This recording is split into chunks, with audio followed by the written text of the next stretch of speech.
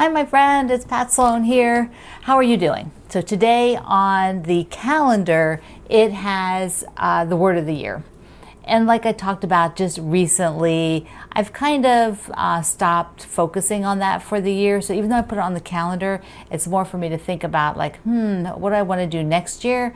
And I think I'm going to change it up somehow. And I'm just not, I haven't quite focused on what that is yet. So instead today, we're just going to look at some other stuff and at what's going on and some fun things a fun book that I found and a Q&A. So a Q&A about my fabric collecting. Is that the right word, collecting? So we will see. This is Angie's question, and so I'm going to get to that in a minute. But first, I have a piece of yellow fabric up on the wall because all these postage stamp blocks are done for a 9-block version. So let's first do this because I haven't even done it yet. You're doing this with me for the first time, is putting them up here on this yellow. So let me just move this over here. Okay, so we're going to stick these up here and just see what they look like because I'm just like in a tizzy about it. I'm just thinking they're going to be so darn cute. So it's a 3x3. And I do want to like rotate these because the outer points of each of the blocks has a color. It's not pink on the outside. They're all colors. So I don't want the same color, at the top of each one. And I'd like to have them not touching the same color if that's possible. So we will see how that works out. But I'll just go along here and put them up. So what do you think? I think they're looking pretty good on that yellow. It's nice and fresh. There is yellow in these blocks, but I don't think that's going to hurt it any. I don't think it's going to detract or make them get lost. I think that'll work out pretty good. So this I actually have 2 pieces of this yellow since I had to go buy another piece in order to do this quilt. So I do have it. I do have the other, because this will all be cut. So these will be cut into squares and then bigger units to do all the way around. I like it. The other thing is, let me just see if I scroll you in a little bit so you can get a little bit closer view. There they are. So they look really, really good. Oh my goodness, they look really good. Now I want to do a whole quilt. That's how that goes. It's like, oh, I want to see it bigger. But no, no, no. This one is going to be done. I do have a bunch of strips left. So let me see. We're in Zoom here. So I do have a bunch of strips left. And I'm thinking that I might take some of these strips, like the pink and the white, pink base, white base, when I'm done, and just maybe make 2 rounds of strips like that. What do you think? I'll do another one, show you. If I do 2 rounds, I think there's enough. I think that would be super cute that they would all be different pink fabrics from that fabric line. And this will go to a little girl in our family. She's just getting ready to, well, she's not a year old yet. She's not even a year old. So maybe I'll keep it for her 1-year birthday. She'll be a year in a few months. That might be fun. So I could send that for her birthday. Okay, so there's the plan. The strips I will put either into the scrap bin or I will give to my friend who will use them. It's always good to have a friend who will use up your leftover strips. We should all have friends like that.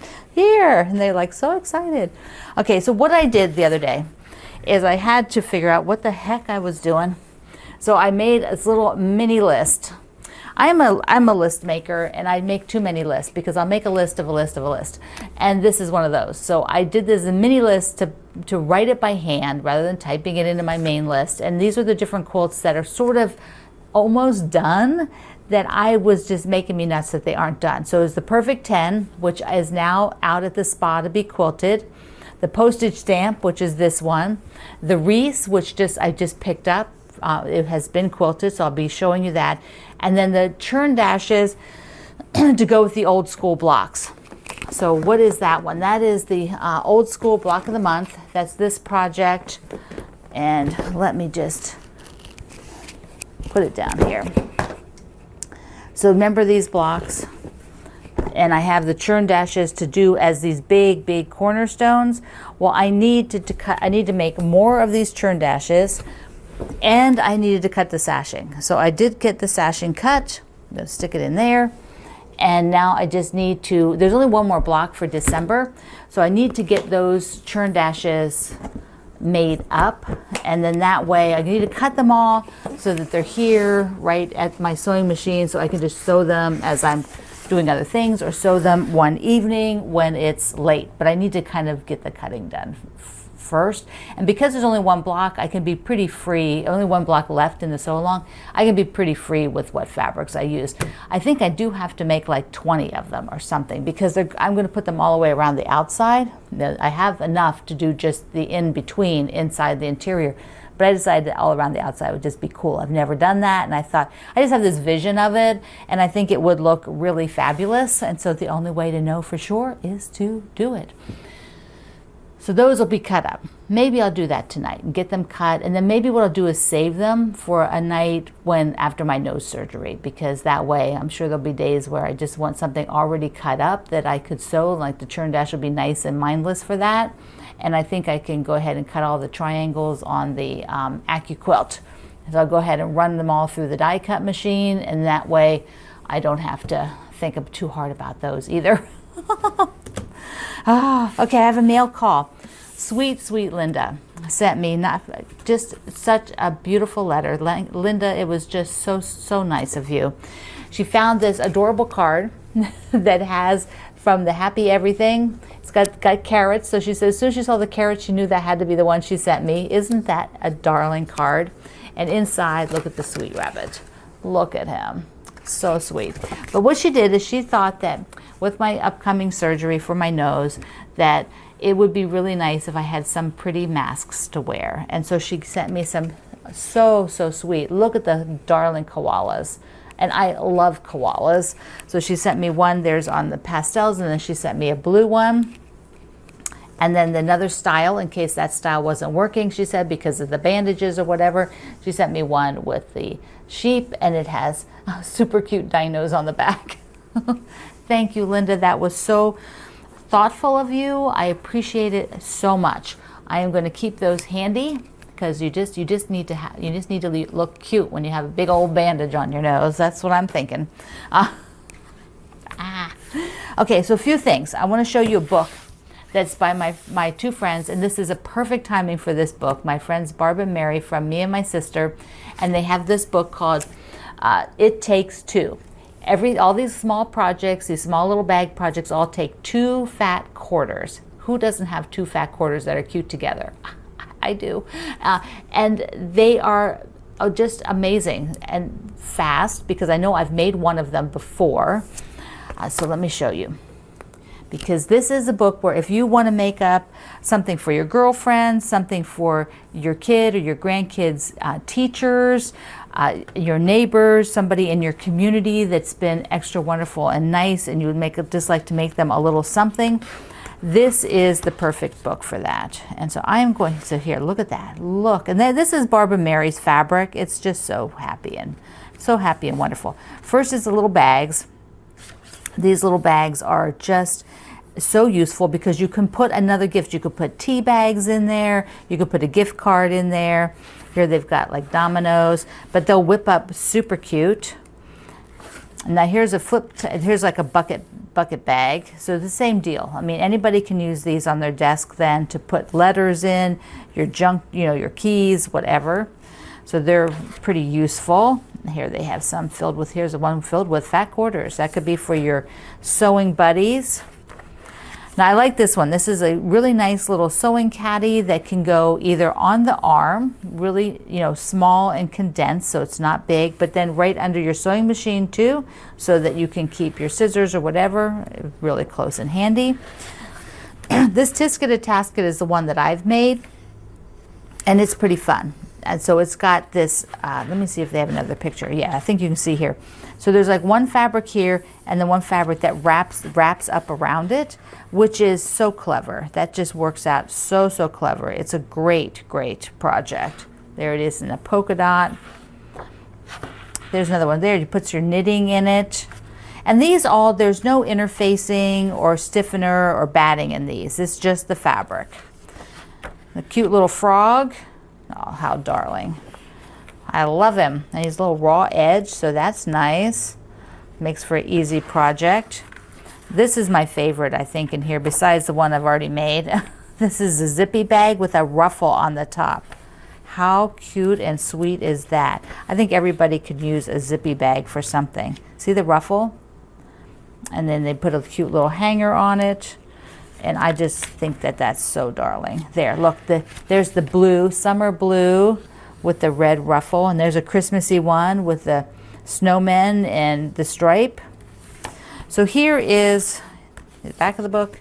So here's the front of the book. It takes two, and I will link you down below in the description box.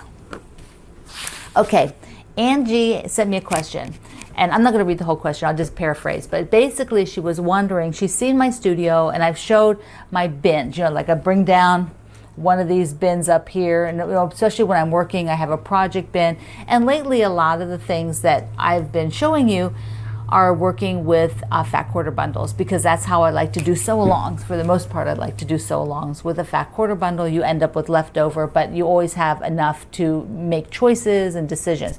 But she said, okay, she's seen these, and she wasn't sure, do I have something besides fat quarters, and do I have fabric in any other place in my home than just what she sees in the room? So I did a little spin around of the room with my other camera, so let's take a look. So Angie, here we are in the room where I am storing the quilts right now, which is my dining room.